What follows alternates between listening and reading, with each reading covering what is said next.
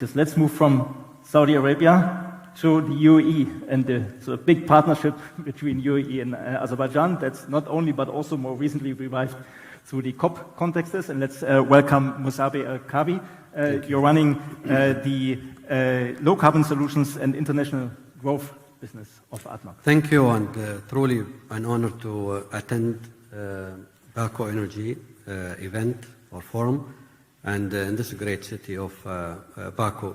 The UAE, as you highlighted, the UAE and Azerbaijan share a lot of things in common. The relationship is improving in all fronts, and in the energy space, we're also very happy to see such a great collaboration between the two countries. Just last week, SOCAR announced its first international upstream investment in Abu Dhabi. We welcome them, and looking forward to work with our colleagues from SOCAR. Abu Dhabi, or ADNOC, also signed a deal to participate and work with SOCAR and Total Energy on the Absheron gas field here in Azerbaijan. Masdar is very active, and we're glad to see yesterday also the announcement on more expanded scope for Masdar to work with SOCAR in increasing their renewable capacity. When you look at the energy, and especially let me highlight this region here, this region has a critical role to play globally, especially in supplying secure, reliable, and affordable energy to the rest of the world. It has played a big role historically, and we see a huge potential for this region to play a greater role going forward. Also, when you look at the energy landscape, it is clear that in one hand, we have increased population growth, economic growth, which means more energy is required in the system. And the big challenge for companies like us is how do we decarbonize the energy of today and invest in the energies of tomorrow.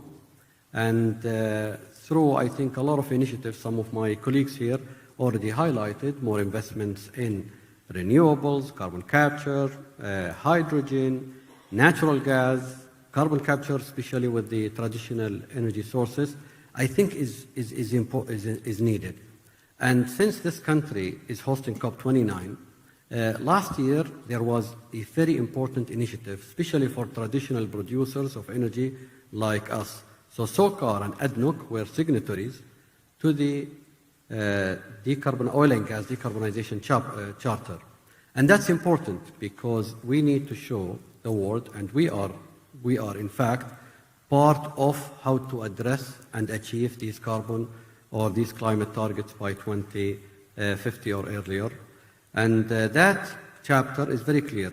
We are committed to reduce emission, carbon intensity, and almost near zero methane by 2030. There are very clear targets, and we're glad to see almost 40% of the world production in the oil companies are signatories to that charter. So we're going to work closely with our colleagues. Let me also move to the renewable part of it and the decarbonization. As I highlighted earlier, there is a growing role for renewable energy going forward, and we think it's going to be critically important when it comes to a lot of some of the disruptions we see in the system. And let me in particular highlight the impact of AI. Artificial intelligence is expected to play a bigger role. In one hand, it will help us improve efficiencies, decarbonize our operation, but on the other side, it will require additional demand of energy. And IEA recently estimated that by 2026, there is almost an additional demand of 1 terawatt hour coming from data centers associated with AI. And the question is, how are we going to achieve such an aggressive energy demand in the system coming soon? The estimation, especially in the US, for example, is 60% of the power will come from natural gas and 40% will come from renewable.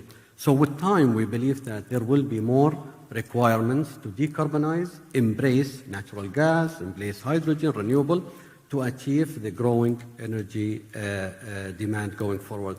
I would like to conclude with that, and we'll be more than happy to entertain any questions. But thanks again for hosting me and looking forward for this event.